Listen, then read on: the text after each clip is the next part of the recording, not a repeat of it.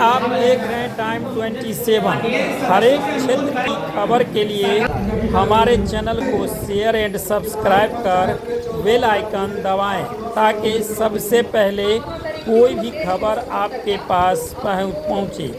जानकारी के लिए बता दूं, हनुमान नगर प्रखंड क्षेत्र में लगातार चाहे वह जल नल की समस्या हो, चाहे अस्पताल की समस्या हो, लगातार हनुमान नगर प्रखंड क्षेत्र के आम जनताओं को यह परेशानी उठानी पड़ती है।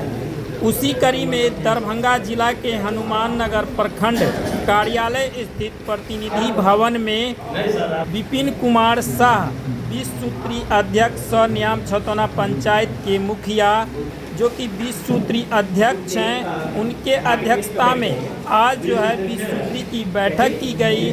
बैठक पूरी तरह हंगामेदार रहा। हर एक क्षेत्र के जितने भी 20 सूत्री के सदस्य हैं वह अपने अपने क्षेत्र की उससे संबंधित जितने भी पदाधिकारी थे प्रखंड स्तरीय सभी को अवगत कराते नजर आए। वहीं 20 सूत्री अध्यक्ष विपिन कुमार शाह एवं प्रखंड विकास पदाधिकारी हनुमान नगर मनीष कुमार ने सभी को आश्वासन दिया कि अगले बैठक तक जिन लोगों की जिन क्षेत्र में समस्या है वह कोशिश की जाएगी कि पूरी तरह समस्या का निदान हो सके। वहीं बाल विकास परियोजना पदाधिकारी हनुमान नगर को लगातार समस्या से अवगत कराते हुए 20 सूत्री सदस्य ने उनको अवगत कराया और उनसे कहा गया कि आप अपने हनुमान नगर प्रखंड क्षेत्र में जितनी भी आंगनबाड़ी सेंटर है वहाँ जो पोषण आहार की वितरण की जाती है, जो सरकार का गाइडलाइन है उसके अनुकूल करें। यानी वार्ड सदस्य जो अध्यक्ष होते हैं उनकी मौजूदगी में पोषण आहार का वितरण करें ताकि वह जो है पोषण आहार सही लोगों को लाभ मिल सके। वहीं जदयू के महिला प्रकोष्ठ के प्रखंड अध्यक्ष किरण देवी ने बताई कि हर एक जगह बाल विकास परियोजना पदाधिकारी के जितने भी आंगनबाड़ी सेविका हैं वह अपने कार्य में जो है लापरवाही बरत रहे हैं। वहीं जदयू नेता एहसान अली ने कहा कि मनरेगा हो या आंगनबाड़ी हो या जल नल की समस्या हो, लगातार हनुमान नगर क्षेत्र के लोग इससे जूझ रहे हैं। वहीं प्रखंड अध्यक्ष मंडल जो है वहाँ भी उपस्थित थे और उन लोगों ने भी अपनी अपनी समस्या साझा किया और क्या कुछ कहा। 20 सूत्री अध्यक्ष विपिन कुमार शाह मुखिया न्याम छतौना प्रखंड अध्यक्ष जदयू क्या कुछ कहा, सुने।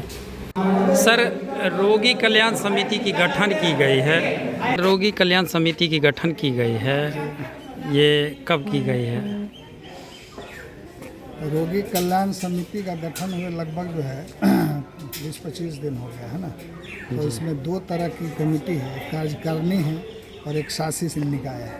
ठीक है, शासी निकाय में अध्यक्ष जो है वो प्रखंड विकास पदाधिकारी हैं हमारे, और कार्यकारिणी में जो अध्यक्ष हैं वो प्रभारी चिकित्सा पदाधिकारी होते हैं। तो मैं हूँ उसमें 15-20 दिन हो गया लगभग गठन हुआ। इसके अलावा 6 सदस्य भी हैं जो अलग अलग सदस्य हैं, नामित हैं।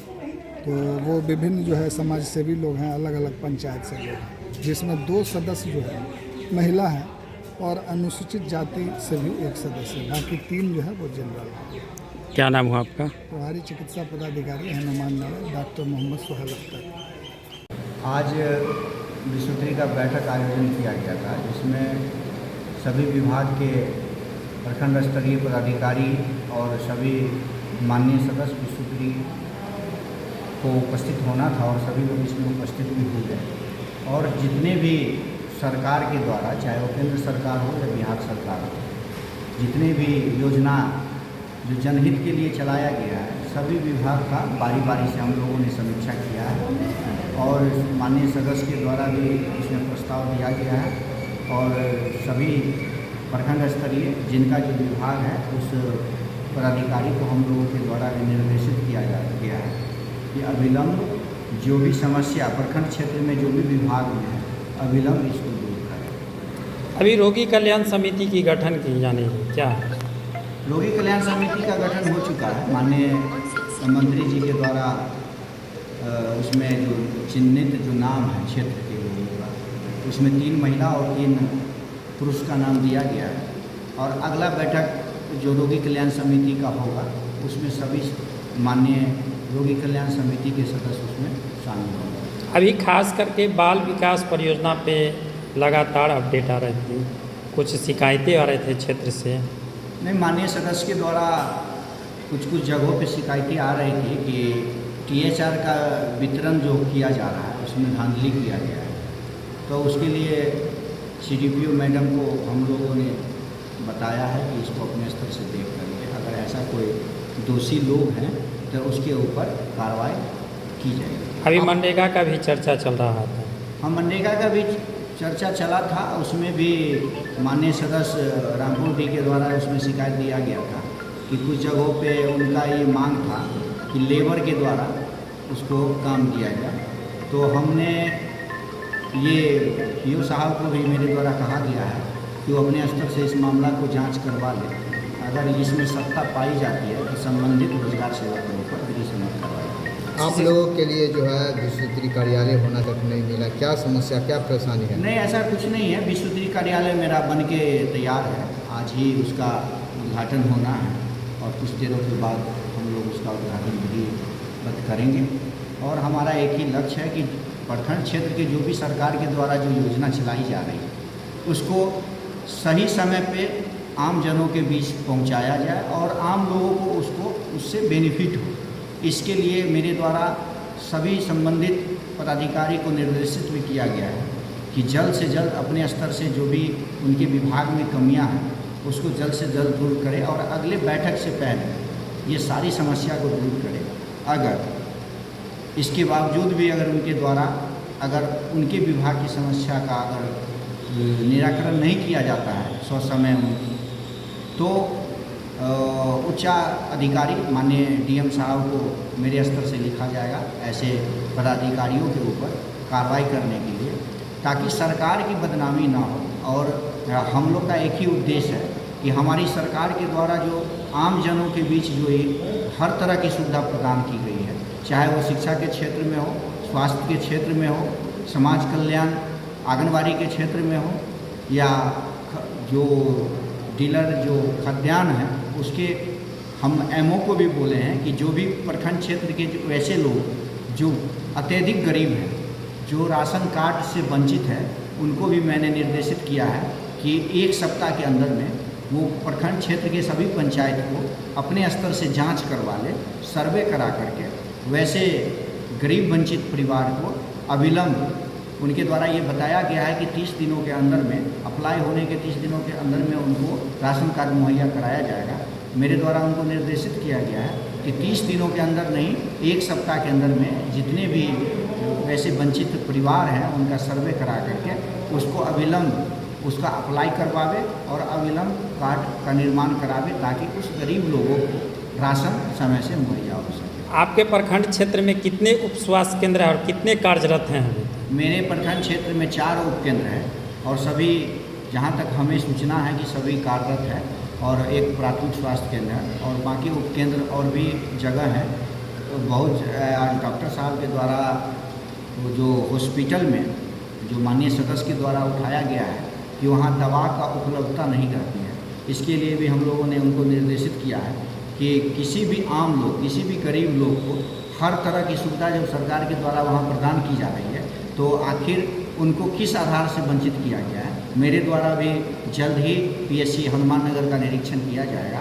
अगर मेरे द्वारा निरीक्षण के क्रम में ऐसा कोई कमी पाया जाएगा तो माननीय जिलाधिकारी महोदय से मेरा हम पत्राचार करके ऐसे कर्मी और पदाधिकारी के ऊपर हम लोग कार्रवाई की अनुशंसा करेंगे। और एक चीज़ और है उसमें कि ये भी माननीय सदस्य के द्वारा बताया गया है कि वहाँ एक्सरे मशीन लगा हुआ है पर वहाँ आम लोगों को एक्सरे मशीन का जो उसका जांच है उसका फ़ायदा नहीं मिल रहा है। मेरे द्वारा प्रभारी चिकित्सा पदाधिकारी को निर्देशित किया गया है कि अविलंब इसको देख ले और जो भी आम जन है उसको एक्सरे की सुविधा मुहैया कराई जाए। उन्होंने ये गारंटी दिए हैं कि उनके द्वारा बताया गया है कि कर्मी की कमी की वजह से यहाँ मंगलवार और शनिवार 2 दिन एक्सरे कराया जाता है। और हम सभी आमजनों से भी अपील करेंगे कि ओपीडी का जो समय है, शुरू के समय जो 10-11 बजे है, वहाँ उसी समय में लोग जाएँ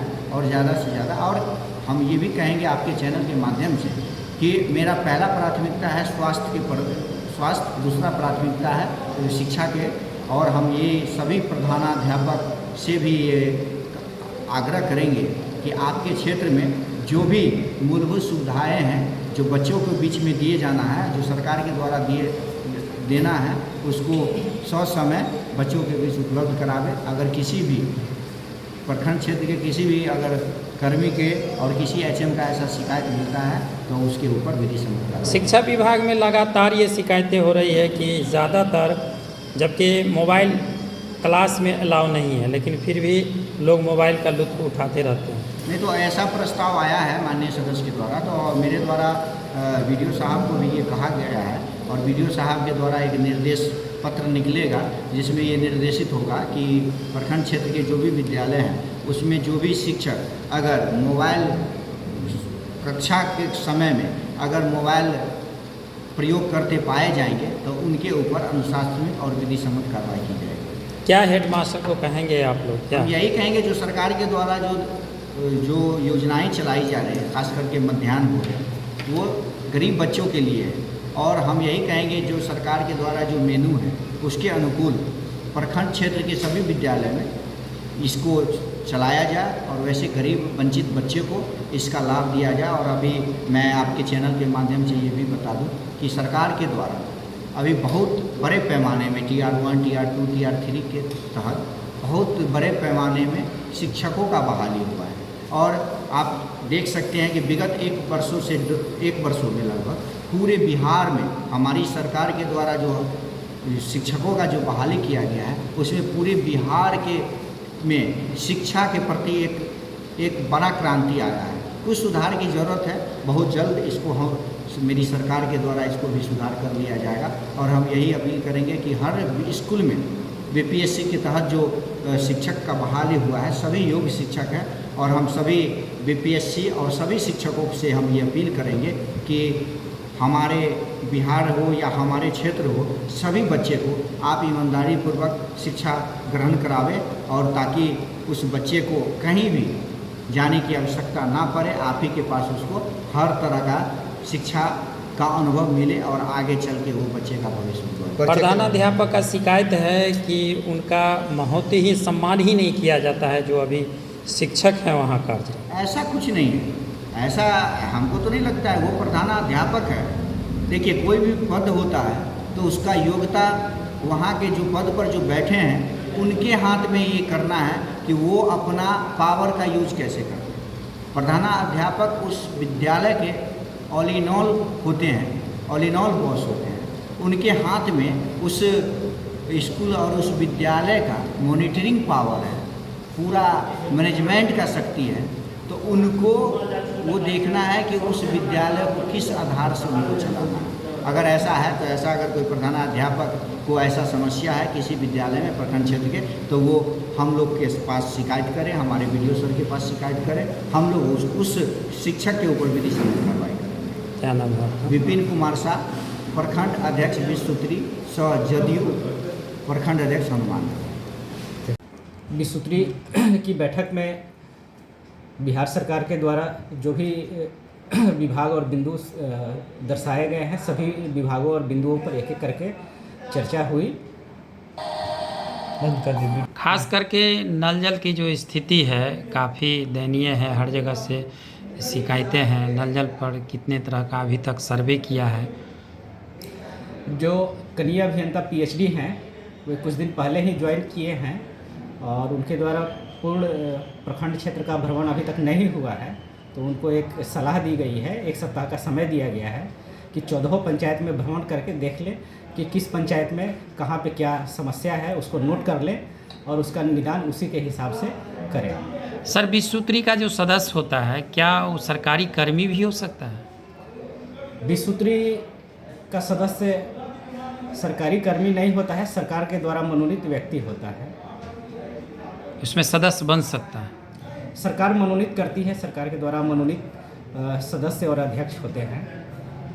अच्छा, विश्व स्तरीय अध्यक्ष के लिए बैठने की कोई व्यवस्था है? कार्यालय की व्यवस्था हो गई है, आज ही उसका उद्घाटन होगा और अध्यक्ष महोदय एवं अन्य जो भी ये सदस्य हैं कार्यालय में अपना बैठेंगे। सर, प्रखंड क्षेत्र में सुलभ शौचालय की आम लोगों के लिए व्यवस्था नहीं है। देखिए, इसके पहले पूर्व में सामुदायिक शौचालय का निर्माण हुआ था और भी कहीं आवश्यकता है तो उसके लिए हम लोग पंचायतों से प्रस्ताव मांगे हैं। प्रस्ताव अभी प्राप्त नहीं हुआ है, केवल नियाम से 2 जगह का आया है, बाकी अन्य पंचायतों से अप्राप्त है। सभी पंचायतों से प्राप्त हो जाता है तो उसको समेकित करके हम लोग जिला को भेजेंगे। प्रखंड कार्यालय कैंपस की बात कर रहे हैं सर हम। कार्यालय कैंपस में शौचालय है, लेकिन कार्यरत नहीं है सर। कार्यरत है, ठीक है। सर, शुद्ध पानी भी नहीं मिल रहा है यहाँ पे पीने के लिए। उनको आप कैसे कह रहे हैं कि शुद्ध पानी नहीं मिल रहा है? मैं खुद यहाँ रहता हूँ, यही का पानी पीता हूँ।